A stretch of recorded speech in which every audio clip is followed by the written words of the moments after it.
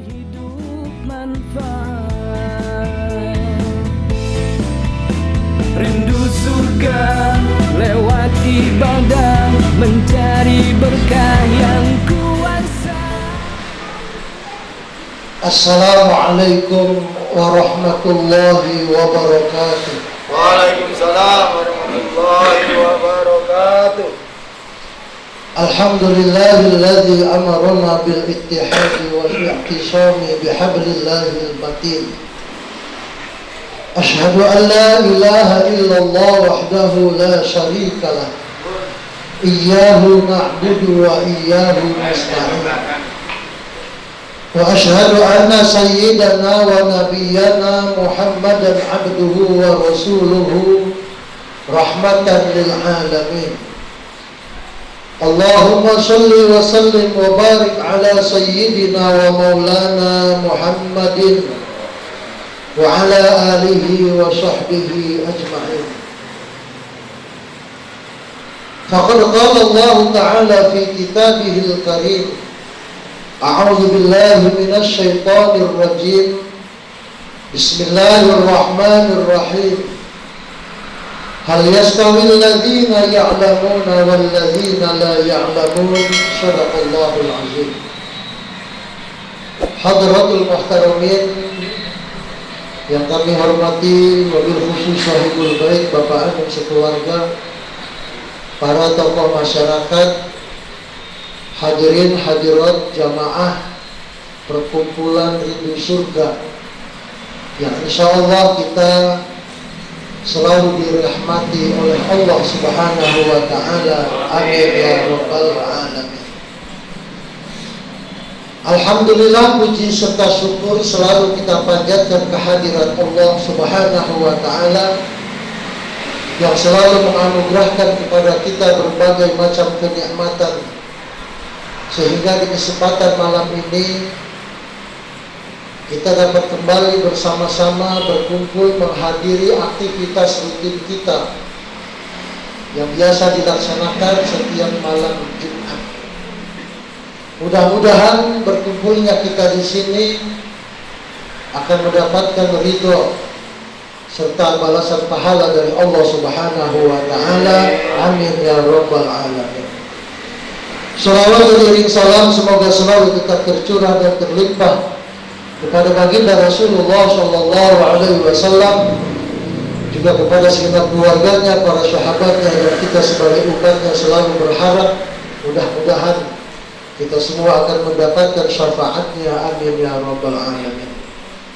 Hadirin hadirat rahimakumullah, sebelum kita memasuki materi ta'lim kita, marilah kita awali ta'lim kita dengan membacakan Ummul Quran, Suratul Fatihah. Semoga dengan pembacaan Suratul Fatihah ini kita diberikan kefutuhan oleh Allah Subhanahu wa ta'ala, sehingga dimudahkan dalam memahami dan mengamalkan segala ilmu yang kita miliki. Bibarakatil Fatihah. A'udzu billahi minasyaitonir rajim. Bismillahirrahmanirrahim. Alhamdulillahirabbil alamin arrahmanir rahim maliki yaumiddin. Iyyaka na'budu wa iyyaka nasta'in. Ihdinas siratal mustaqim.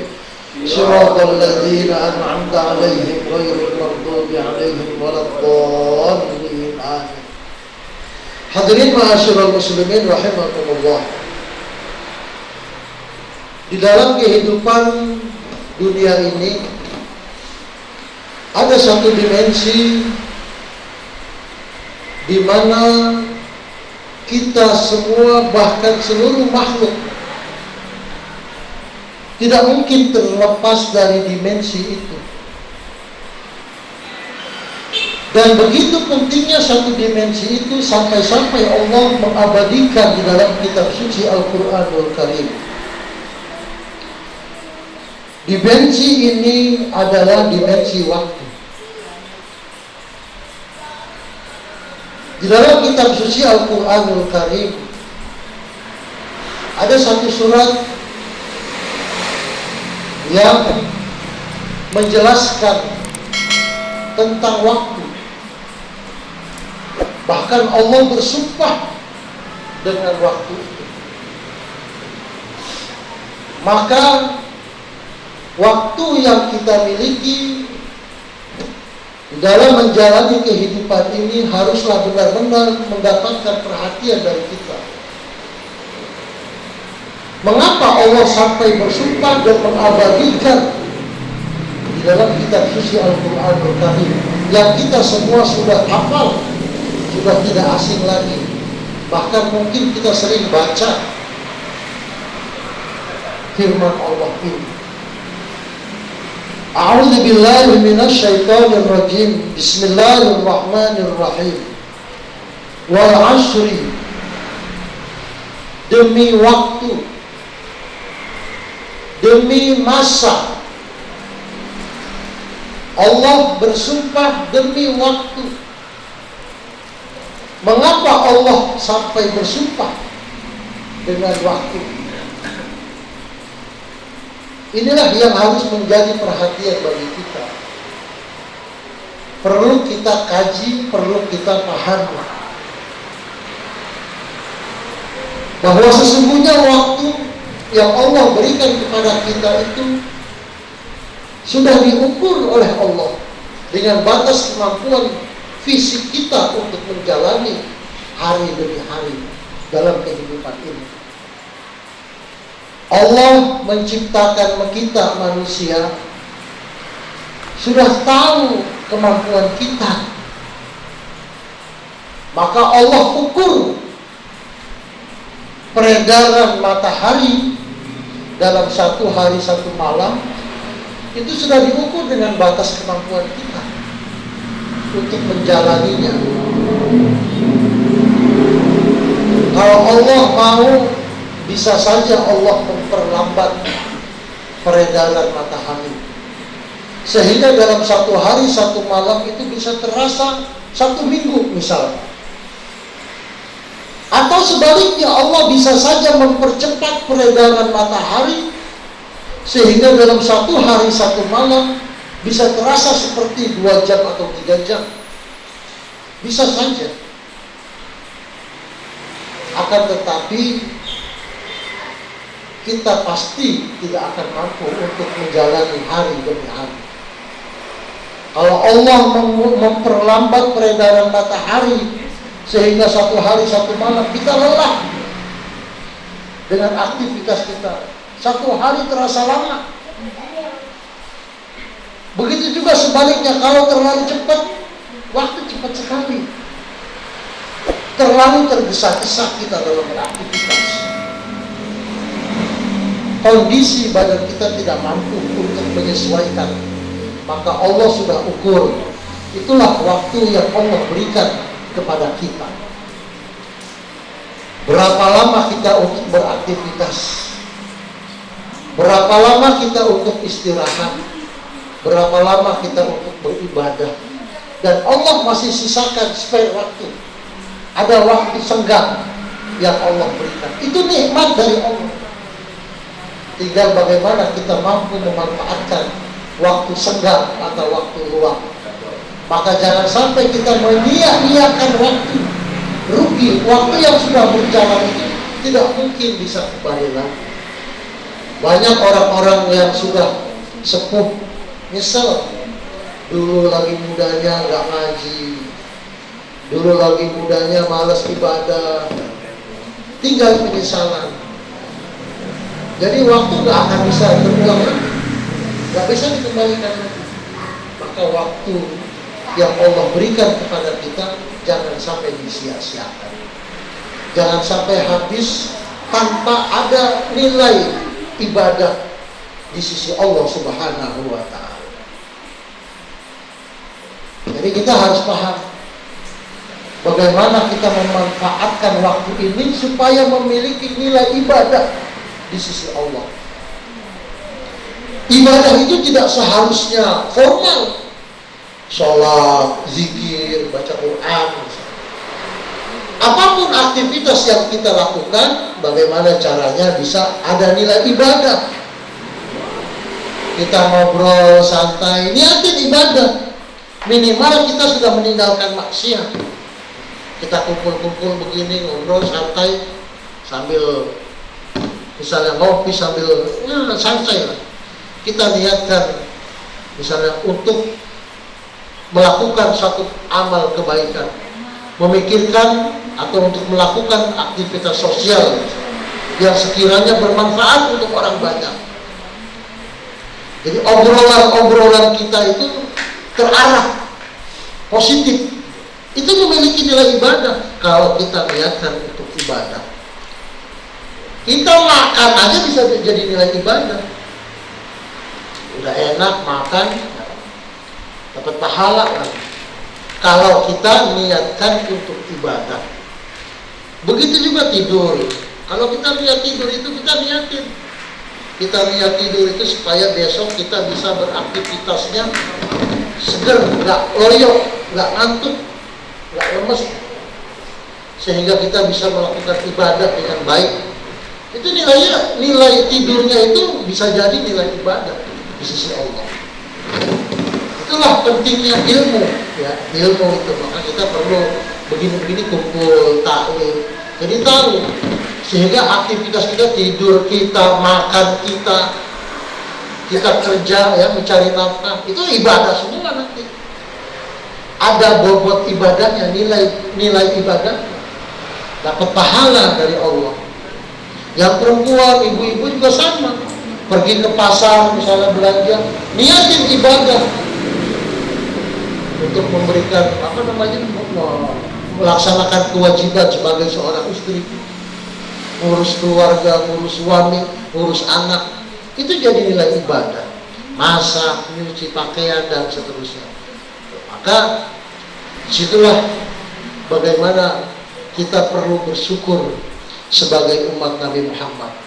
Walaupun kalau dibandingkan dengan panjangnya usia, kita umat Nabi Muhammad ini termasuk yang pendek umurnya.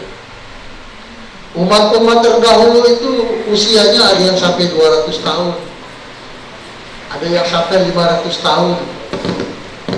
Tinggi badannya juga sampai 12 meter. Kita termasuk kecil dan termasuk pendek usianya. Tapi kita memiliki kelebihan sebagai umat Nabi Muhammad. Walaupun usia kita pendek, tapi kita bisa sama, bahkan bisa melebihi umat-umat terdahulu. Itulah maka beruntung kita sebagai umat Nabi Muhammad. Hadirin hadirat rahimahullah. Oleh karenanya pesan para ulama-ulama hikmah. Ulama hikmah itu atibbaul qulub, dokter hati. Bagaimana supaya hati kita itu bisa sehat. Kalau kita punya penyakit, bagaimana penyakit hati kita bisa sembuh. Jadi penyakit itu ada penyakit jasmani, ada penyakit rohani. Kalau kita fisiknya sakit, luka misalnya, karena jatuh, atau kena goresan pisau, luka, sakit, itu penyakit fisik, penyakit jasmani. Biasanya orang kalau fisiknya sakit itu terasa, cepat-cepat diobatin, pergi ke dokter, atau bagaimana caranya dia berobat agar penyakitnya sembuh. Tetapi banyak orang yang tidak sadar terhadap penyakit rohani, penyakit hati, sehingga dia tidak mau berusaha, berupaya bagaimana caranya menyembuhkan penyakit hati ini. Banyak penyakit-penyakit hati yang diderita oleh umat Nabi Muhammad, termasuk kita ini selalu berharap, bermohon jangan sampai di dalam diri kita ada penyakit-penyakit hati. Apa itu diantaranya? Takabur, sombong, iri, dengki, hasud. Yang begitu-gitu itu penyakit hati. Maka kita perlu banyak merenung, bertafakur. Kalau di dalam diri kita ada pikiran-pikiran yang tidak baik, pikiran jahat, dengki, iri, hasud, terhadap orang lain, cepat-cepat diobatin. Itu penyakit. Ada perasaan malas, malas untuk kebaikan, menghadiri majelis taklim, malas, izin kerja malam misalnya, atau izin ada acara padahal ke TV nonton bola. Hati-hati, itu termasuk salah satu tanda-tanda penyakit hati. Banyak yang orang tidak sadar. Nah, itulah ulama hikmah diantaranya bagaimana mengobati penyakit-penyakit hati. Maka di dalam kesempatan ini saya sampaikan salah satu pesan yang disampaikan oleh sebagian para ulama-ulama hikmah.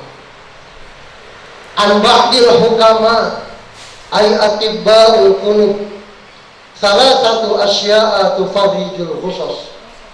Ada 3 perkara yang dapat menghilangkan kegundahan, dapat menghilangkan kesedihan. Kalau kita gundah, kita lagi gelisah, lagi tidak nyaman, tidak enak, tidak senang. Menurut ulama hikmah, ada 3 hal yang harus kita lakukan. Yang pertama, zikrullah, zikir kepada Allah. Zikir kepada Allah ini termasuk bagaimana upaya kita mengobati hati. Maka orang kalau yang biasa zikir itu artinya secara bahasa ingat. Zikrullah itu mengingat Allah. Jadi kalimatnya apa saja, yang penting kita zikir sama Allah. Boleh astagfirullahaladzim, boleh la ilaha illallah, boleh subhanallah, boleh la haula wala quwata illa billah, terserah kita. Itu zikir.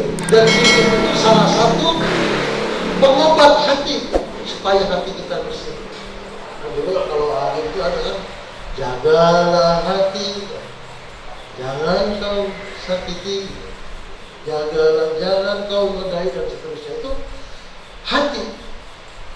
Karena hati itu ini yang mengendalikan diri kita. Jadi sebelum orang melakukan keburukan, melakukan suatu perbuatan, itu awalnya hati dulu nih. Timbulnya dari hati, niat. Wah, besok saya kayak sini. Itu hati dulu nih. Dari hati ditransfer ke pikiran, akal yang berperan di situ. Kemudian, bagaimana caranya supaya niat yang ditimbulkan dari dalam hati ini bisa terrealisasi? Ini akal nih yang otak hati. Caranya bagaimana? Yang konsep. Setelah ketemu caranya begini, baru anggota badan yang melaksanakan. Jadi kalau ada orang misalnya besok saya mau ambil mangga tetangga nih, itu hati dulu tuh. Dari hati ditransfer ke pikiran, gimana caranya nih supaya bisa ngambil, pakai apa, kapan, jam berapa, itu. Jadi hati dulu awalnya. Maka hati perlu dibersihkan, hati harus dijaga dengan baik. Nah, salah satu upaya kita untuk menjaga hati, untuk membersihkan hati, menurut para ulama-ulama hikmah adalah dengan cara zikrullah, zikir kepada Allah, supaya hati kita enggak resah, enggak gelisah. Maka minimal tiap habis sholat lah kita baca zikir kepada Allah, apa aja. Kayak orang-orang tua kita terdahulu ngajarin, kalau habis sholat kan suka berjamaah di sholat, istighfar gitu, astagfirullahaladzim, alladzi la ilaha illa huwal hayyul qayyum wa atubu ilaihi. Itu kita ikutin tuh supaya bisa. Dan kalau kita bisa di rumah sendirian, kalau kita itu biasakan. Nah, zikiran-zikiran seperti itu yang diajarkan oleh orang-orang tua kita terdahulu, dibudayakan oleh orang-orang tua kita terdahulu, pertahanin, harus terus dilaksanakan. Kalau saya bilang bid'ah, dolalah, sesat, masuk neraka, nggak usah jalanin aja tuh. Orang zikir kok bagus. laksanain aja supaya kita bisa zikir. Jangan sampai habis selesai sholat, salam, assalamualaikum, langsung kabur. Adalah zikiran-zikirannya, istighfar minimal. Kalau kita doa sama Allah, minta apa yang kita hajatkan. Ada urutan-urutannya. Dan zikir itu sebaiknya memang dibaca kapan saja. Kita sambil duduk, diaman, wa qu'udan, wa ala junubihim. Apa? Sambil duduk, sambil tiduran, kita sebelum tidur kita baca doa dulu. Bila perlu kita ya wudhu dulu. Habis wudhu kita baru baca zikiran-zikiran di situ. Baca ayat kursi, baca surah Al-Ikhlas, Al-Falaq, An-Nas. Kita niatkan tidur kita ini supaya besoknya dapat melaksanakan ibadah dengan baik. Itu ibadah. Baca sholawat, doa Allahumma fir lil mu'minin wal mu'minat wal muslimin wal muslimat. Tuh Islam ngatur sampai segitu. Orang mau tidur aja harus berdoa, harus berzikir. Kenapa? Karena orang tidur itu latihan mati. Kenapa disebut latihan mati? Karena dalam kondisi tidur itu dia nggak sadar. Sama kayak orang mati, kayak orang meninggal. Jangan sampai roh kita kebablasan nanti. Nah itu kalau sampai terjadi itu, kita paling tidak sudah sebelum tidur tadi sudah berdoa, sudah minta ampun, sudah istighfar. Bahaya, rawan. Dulu saya lagi masih kecil itu teman-teman itu kalau bercanda ngegangguin orang tidur, itu suka dibikin kumis-kumisan, bukannya dicemong-cemongin. Itu bahaya.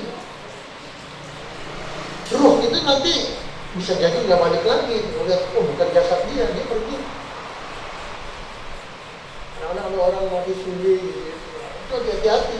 Jadi orang tidur itu harus benar-benar kita perhatikan. Kadang-kadang orang membangun orang tidur aja ngagetin gitu. Ada yang kalau dibangun itu marah, ada yang refleks dan sebagainya. Maka Islam itu mengajarkan sedemikian rupa seluruh aktivitas kita, mau tidur sampai bangun lagi, itu semua diatur di dalam ajaran Islam. Dan ada doanya, ada tata caranya. Itulah ajaran Islam. Kalau kita mengkaji, memahami ajaran Islam ini dengan baik, dengan mendalam, maka akan terasa nikmat, enak, hati tenang, tentram. Kadang-kadang ada orang kalau melihatnya sepintas, wah ajaran Islam ribut amat, ini doa semua, sampai nyisir aja ada doanya di dalam ajaran Islam, diatur sisiran rambut itu diatur semua, ada tata caranya, ada doa sampai segitu. Itulah ajaran Islam, semua itu ada hikmahnya. Ternyata para ulama itu mempelajari, mengkaji, mendalami. Kenapa kok kalau orang sisiran itu harus pakai sisir yang masih itu? Kalau orang tua dulu kan paling bilangnya pemali, jangan duduk di depan pintu, pemali. Jangan sisiran pakai sisir yang udah patah gitu ya, udah gompek selesai, yang udah bolong. Paling bilangnya pemali. Ternyata memang dalam Islam diatur itu, ada aturan. Jadi di dalam kitab-kitab terdahulu, kitab Mughniyatul Mustarsyidin itu ada keterangan-keterangan. Ini sampai segitu para ulama mengkaji, memahami, mendalami ajaran Islam. Dan itu hikmahnya ada untuk kita, untuk kesehatan, untuk kebaikan kita. Hanya kitanya yang memang belum nyampe ilmu yang kesana. Kadang-kadang kita masih belum paham, akhirnya suzon. Apa sih maksudnya kan? Udahlah, kadang-kadang begitu gitu. Padahal semua itu ada hikmah, ada. Cuma kitanya belum sampai, belum mampu mendalami Islam secara. Maka kita perlu manfaatkan waktu yang Allah berikan untuk terus mengkaji, membahas, mendalami, mempelajari ajaran Islam dari hal-hal yang paling kecil, hal-hal yang berkaitan dengan kehidupan dan aktivitas kita sehari-hari. Itulah yang pertama menurut para ulama hikmah adalah zikrullah. Berzikir kepada Allah salah satu upaya untuk menghilangkan kesedihan, kesulitan yang ada di dalam hati kita. Kemudian yang kedua, waliqa'u awliya'i, bertemu dengan para kekasih-kekasih Allah. Siapa itu? Minal ulama wassolihin, para ulama dan orang-orang soleh. Mereka itu kekasih-kekasih Allah. Makanya kita sering-sering silaturahim, soal, datangin orang-orang soleh, datangin para ulama, silaturahmi. Ada waktu, meluangkan waktu lah. Kapan kita bisa? Sebulan sekali? Apakah 2 bulan sekali? Apakah 3 bulan sekali? Kita datangin para ulama-ulama, minta nasihatnya. Oh, itu beda berkatnya. Apalagi kalau para ulama-ulama terdahulu yang masih katakanlah bersih hatinya, ainul basirahnya tajam. Itu tahu kita apa yang kita butuhkan, mereka tahu. Kita baru datang aja salam, duduk, dia tahu. Ada masalah apa mereka tahu. Maka banyak di antara saudara-saudara kita yang suka ziarah ke makam para aulia, para wali-wali Allah, kekasih-kekasih Allah. Ziarah ke makam para ulama-ulama terdahulu. Itu bagus agar kita bisa introspeksi diri. Yang kedua, kita berharap dengan silaturahmi itu kita mendapatkan barokah dari para ulama-ulama. Minta doa sama mereka. Kalau ulama-ulama dulu, saya dengar cerita kayak semacam sekelas Mbah Maimun. Dulu beliau lagi masih kecil itu sama ayahnya, itu minta diludahin itu sama T.O.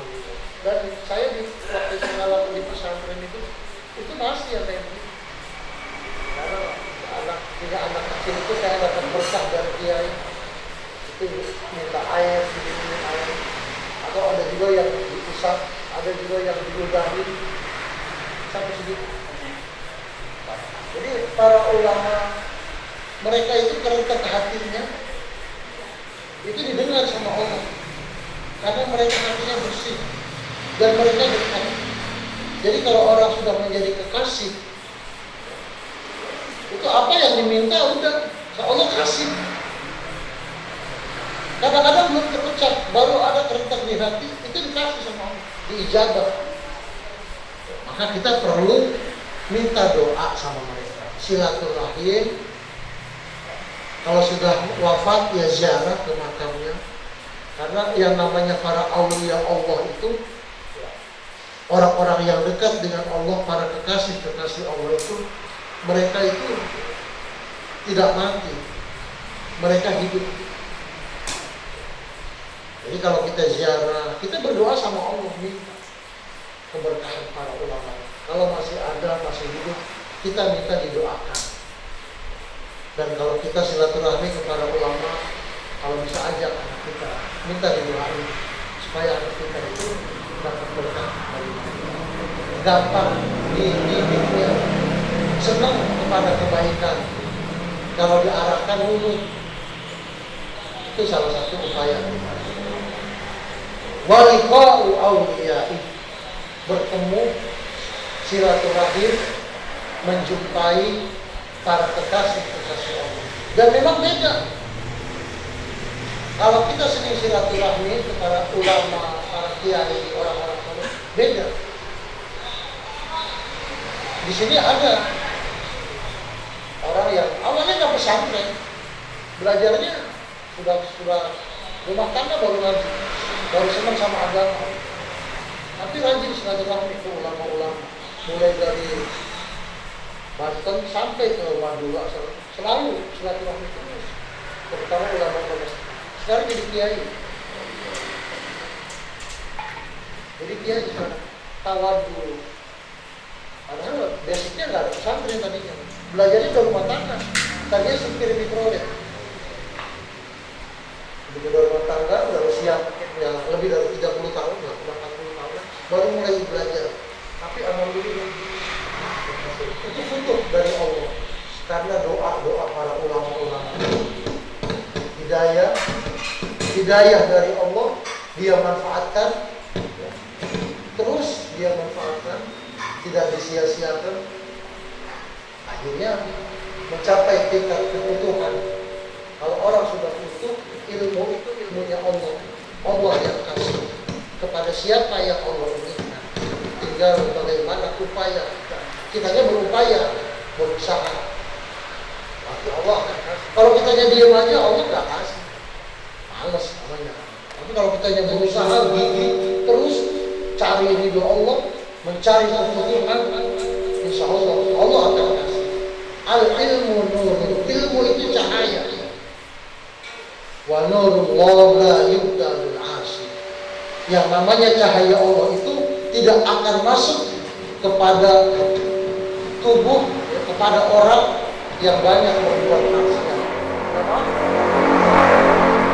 Maka hindari kemaksiatan, bersihkan hati, baru nur Allah masuk, ilmu masuk.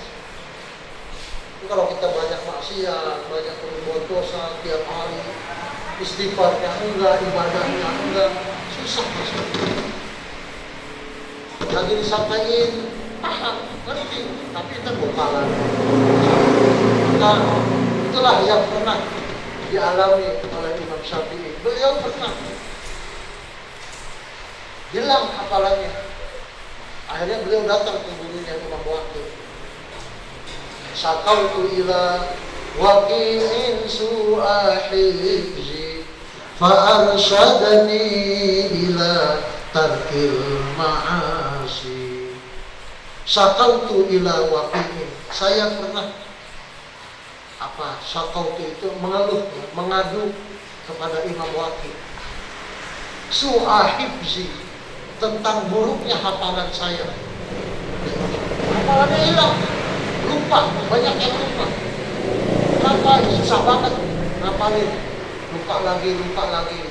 Akhirnya beliau konsultasi, nanya, ngadu sama gurunya Imam Waqi. Kenapa guru? Kok saya susah banget ngapalin ini, ngapalin itu. Bahkan yang ada aja lupa lagi. Fa'arsyadani ila tarkil ma'asi. Gurunya Imam Waqi ngasih tahu supaya meninggalkan maksiat, kurangin, tinggalin. Kalau nggak bisa 100% ya dikit-dikit lah, pelan-pelan. Kita biasa melakukan perbuatan dosa, biasa ngebohong, ya pelan-pelan kurangin dikit-dikit. Kita biasa ya merugikan orang, nyakitin orang, kurangin. Rubah sikap kita yang merugikan orang, ya pokoknya yang menjurus kepada kemaksiatan, kurangin sedikit demi sedikit. Terus itu salah satu faktor yang menghambat sulitnya ilmu masuk.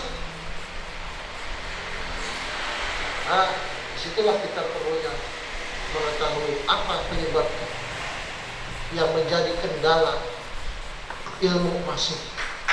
Kadang-kadang sudah masuk tapi enggak manfaat, ngamalinya susah. Itu namanya ilmu tapi enggak manfaat. Punya ilmu tapi enggak manfaat. Maka itulah yang harus kita upayakan, bagaimana kita benar-benar mendapatkan ilmu yang barokah, yang manfaat. Kemudian yang ketiga, menurut para ulama hikmah,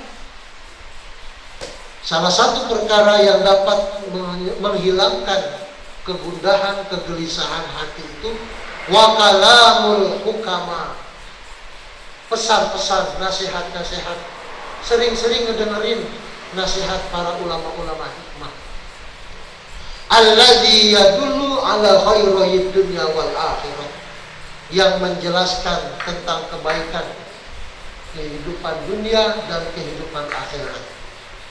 Jadi sering-sering dengerin nasihat-nasihat.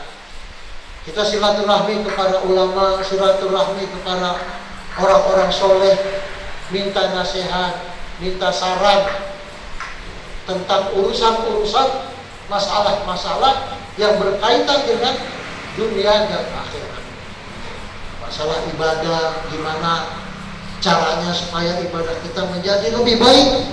Mungkin kita sholatnya masih kurang benar, mungkin kita sikapnya, omongannya, perilakunya masih ada yang kurang baik, akhlaknya, etika kita, dan seterusnya. Banyak minta nasihat dari para guru, dari para ulama, dari orang-orang soleh. Itu salah satu upaya yang harus kita lakukan dalam rangka memperbaiki diri kita, memperbaiki kualitas ibadah kita, perilaku kita, akhlak kita. Dan itu bagian daripada ilmu. Itulah waktu yang harus kita manfaatkan. Ini kaitannya ke sana, karena temanya jangan menyia-nyiakan waktu. Kerugian orang yang menyia-nyiakan waktu. Jadi artinya waktu yang kita miliki gunakan untuk yang positif, daripada kita iseng nganggur tidak manfaat. Manfaatkan untuk sesuatu yang positif. Kalau memang kita ada waktu setiap hari, silaturahmi para ulama, minta nasihat, daripada kita cuma nongkrong-nongkrong, ngobrol-ngobrol yang tidak ada gunanya. Enggak harus jauh ke makam para wali Songo misalnya. Di sini banyak para ulama-ulama yang sebenarnya kita datangin, kita nasihat, kita bertanya tentang masalah agama, masalah hukum, masalah yang berkaitan dengan ibadah, masalah yang berkaitan dengan etika. Kita datangin rumahnya, silaturahmi, ngobrol-ngobrol. Jadi obrolannya manfaat gitu. Jadi waktu kita nggak tersia-sia, daripada kita gunakan waktu untuk melakukan aktivitas yang tidak bermanfaat. Waktu terus berjalan, umur semakin lama semakin bertambah, nggak ada yang umur yang berkurang, terus maju. Maka jangan sampai perjalanan waktu ini terbuang, tidak ada hasil. Jadi orang yang rugi itu orang yang hari ini sama dengan hari kemarin. Jadi kalau hari kemarin sama hari ini sama aja udah rugi. Kalau hari ini lebih buruk dari hari kemarin, itu celaka.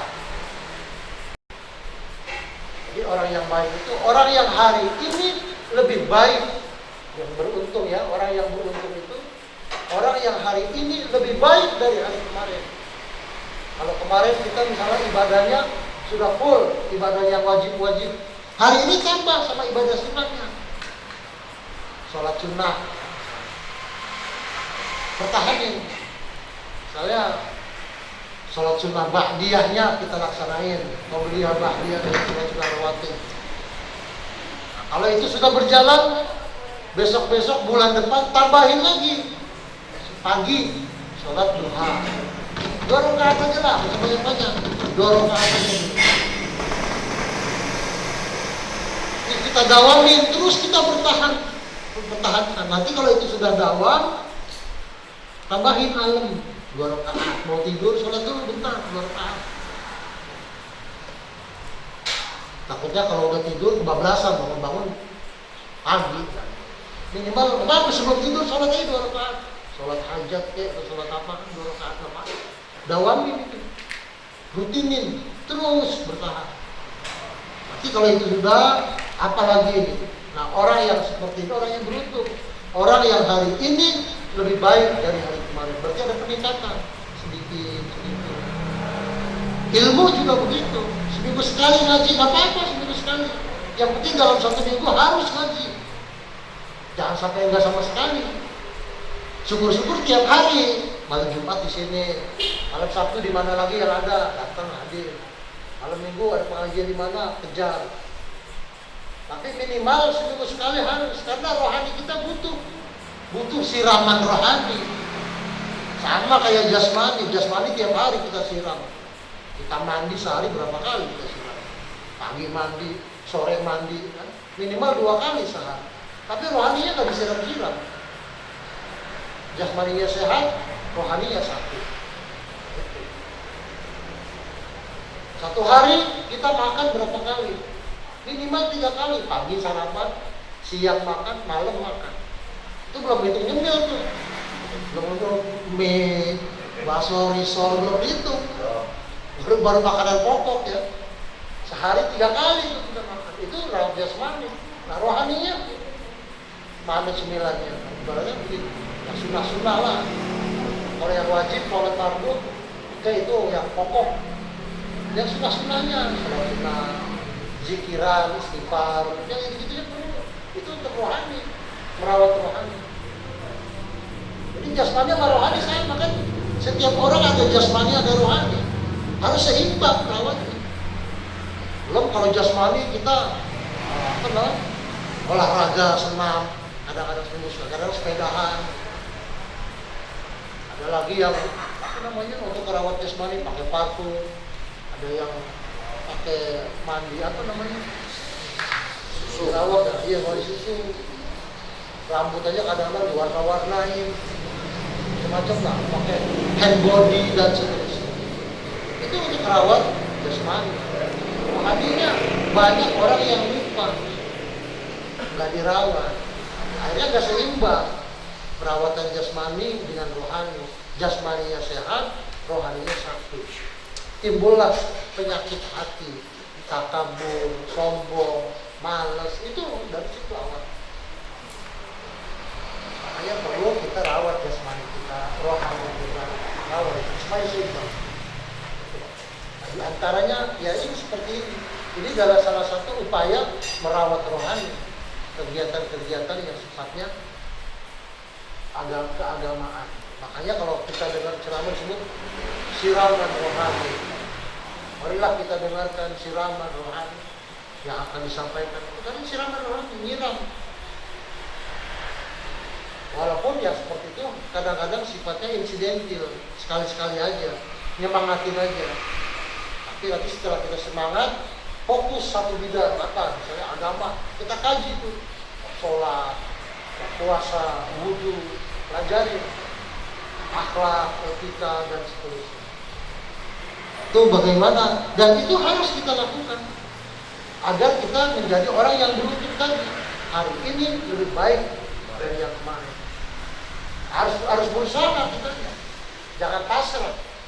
Kalau kita pasrah diam aja, berarti kita nggak berupaya, malas. Itu salah satu penyakit hati. Hari ini sama dengan hari kemarin, itu udah rugi. Kita hari ini cuma sholat doang 5 waktu misalnya. Besok masih begitu juga, cuma sholat yang wajib-wajib doang, itu udah rugi. Termasuk hari ini sama dengan hari kemarin, itu udah rugi. Apalagi hari ini lebih buruk. Kemarin sholatnya lengkap 5 kali, sekarang cuma 4 kali. Nah itu udah rugi, celaka.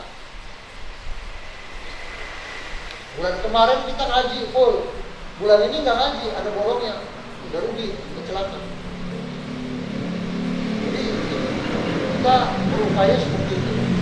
Hal-hal yang kita lakukan dalam satu hari satu malam, kita evaluasi hari ini apa yang belum kita lakukan, yang kemarin belum kita lakukan, hari ini harus kita lakukan.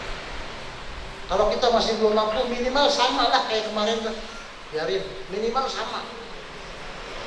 Itu udah minimal dah, biarin dah, termasuk rugi itu kan. Yang penting jangan sampai berkurang. Kemarin sholatnya udah full 5 kali, sekarang enggak, wah udah celaka itu. Syukur-syukur kedepannya tambah lagi ibadah yang sunnah-sunnah, puasa sunnah, atau yang lain lah, baca Quran. Habis sholat, terutama habis sholat maghrib sampai isya, kita udah pulang kerja kan, udah istirahat di rumah, sholat maghrib sampai isya, itu usahakan walaupun nggak full, ya bacalah Al-Quran walaupun sedikit, satu surat pendek dari surah An-Nas sampai alhaqumut takasur. Syukur-syukur lagi dihafalin, dibagusin bacaannya, diperbaikin, hafal. Satu surat kan pendek-pendek tuh, mulai dari An-Nas saja lah. Ya, kita udah hafal semua, tapi maksudnya sambil dilihat di Qurannya, udah benar belum dibacaannya, disimak. Udah benar, udah hafalin. Jadi kalau ngapalin Quran begitu, jangan asal hafal, jangan asal dengar-dengar doang, tapi lihat teksnya, tulisannya. Kadang-kadang orang cuma sering dengar, lama-lama hafal. Itu kayak anak-anak. Kalau kita TPA, boleh dah. Baca doa sebelum makan, bareng-bareng, ikut-ikutan. Itu doa sehabis belajar, wal asri. Kadang-kadang kan ikut-ikutan, akhirnya lama-lama hafal. Tapi belum tentu pas makhluk hurufnya. Nah kalau udah level usia kita, sambil disimak. Kita udah hafal Al-Fatihah.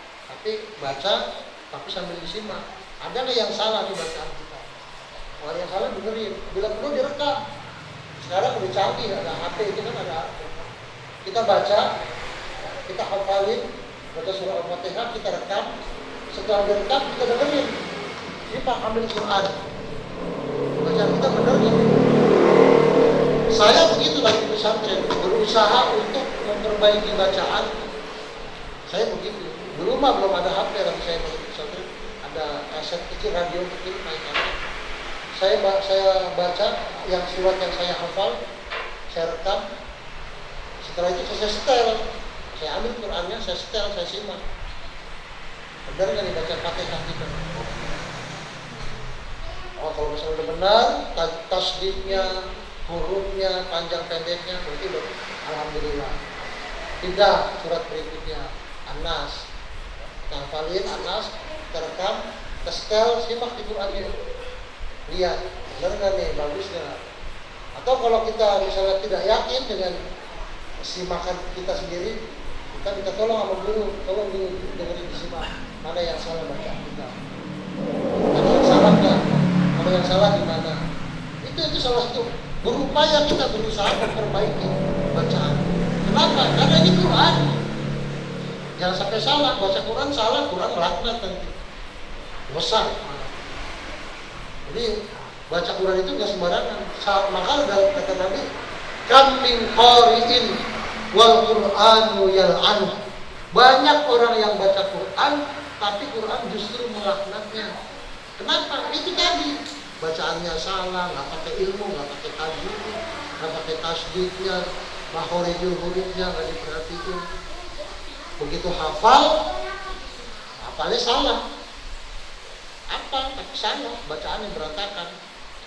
Nanti dibaca salah terus, dosa terus. Itu sholat ya sama, sholatnya nanti nggak benar. Maka Quran itu satu-satu kita koreksi dari An-Nas, dari Al-Fatihah. Al-Fatihah itu bacaan wajib dalam sholat. Kalau bacaannya salah, efeknya sholatnya nggak nanti. Fatihah tuh, sama tahiyat akhir yang penting. Bacaan yang wajib, yang harus benar-benar kita perbaiki. Fatihah dulu perbaikin, udah benar, udah bagus, tahiyat akhir, baru nanti yang lain-lain perbaiki. Minta disimak, bacaan saya udah benar belum? Kalau salah di mana salah? Itu kita perbaiki. Wah, kita berusaha segitu. Saya untuk pesantren tapi segitu. Saya rekam, saya simak. Ini salah jadi kurang tasdidnya nih. Atau huruf H dengan H, Shod, Sin, Shin, yang ini berarti Alhamdulillah dengan Alhamdulillah salah. Atau Alhamdulillah itu juga salah. Ya gitu-gitu. Fatihah dulu bagusin. Apalagi kalau kita sampai misalnya jadi imam yang dipercaya di masyarakat, wah bacaannya berantakan, dosanya berat. Ya dibenerin lah. Walaupun kita ya memang sudah begitu, tapi berupaya menjadi yang terbaik, lebih baik lagi. Tadi hari ini harus lebih baik dari hari kemarin. Kalau bacaan Fatihah kita sudah hafal selama udah kita baca ya udah nggak masalah. Tapi kita berupaya introspeksi diri, udah benar belum bacaan kita, udah bagus belum. Kita disimak sama guru. Itu upaya kita memperbaiki ibadah, sholat terutama. Karena sholat itu ya pokok. awwalu ma yuhasabu bihil abdu yaumal qiyamah as-shalat. Salat itu ibadah yang pertama kali dihisab nanti salatnya. Kalau salatnya baik, kesananya udah dianggap baik. Karena yang namanya salat itu tanha anil fahsya wal munkar. Salat itu akan mampu mencegah seseorang melakukan perbuatan yang keji dan munkar. Itu Quran, itu firman Allah, nggak mungkin salah. Kalau ada orang sholatnya rajin tapi kok mohon maaf misalnya maksiatnya masih jalan terus, berarti sholatnya belum benar. Sholatnya aja belum benar, itu mungkin bacaannya tadi ada yang belum benar, mungkin wudhunya masih ada yang salah, masih harus diperbaiki. Jadi itulah perlunya kita mengevaluasi diri, introspeksi, berupaya mana yang kurang baik benahi. Bacaan sholat kita, kalau dari segi bacaan udah bagus semua, sampai tahiyat akhir udah bagus, wudhunya mungkin ada yang salah. Kita tanya sama guru, sama orang-orang soleh, sama para ulama tadi. Makanya kita perlu mendengar nasihat, perlu berkunjung, bersilaturahmi kepada para ulama, orang-orang soleh, minta nasihat. Jadi itulah yang harus kita lakukan dalam rangka memperbaiki diri kita, memperbaiki ibadah kita. Dari waktu yang Allah berikan, manfaatkan untuk melakukan hal-hal seperti itu, agar waktu yang berjalan ini tidak sia-sia, benar-benar bermanfaat, benar-benar menjadi nilai ibadah di sisi Allah Subhanahu wa Ta'ala, sehingga hari ini kita selalu terus meningkat menjadi lebih baik. Hari ini lebih baik, besok bertambah lagi kebaikannya, besok meningkat lagi, dan seterusnya. Itulah orang-orang yang masuk dalam kategori orang yang beruntung di sisi Allah Subhanahu wa Ta'ala. Hadirin, demikianlah taklim kita di kesempatan malam ini. Mudah-mudahan akan mampu memotivasi kita untuk terus melakukan perbaikan, melakukan peningkatan menjadi lebih baik. Hari ini selalu lebih baik dari hari kemarin dan seterusnya, sehingga kita termasuk dalam kategori orang-orang yang beruntung. Amin ya rabbal alamin. Astaghfirullahalazim, astaghfirullahalazim, astaghfirullahalazim. Allahumma sholli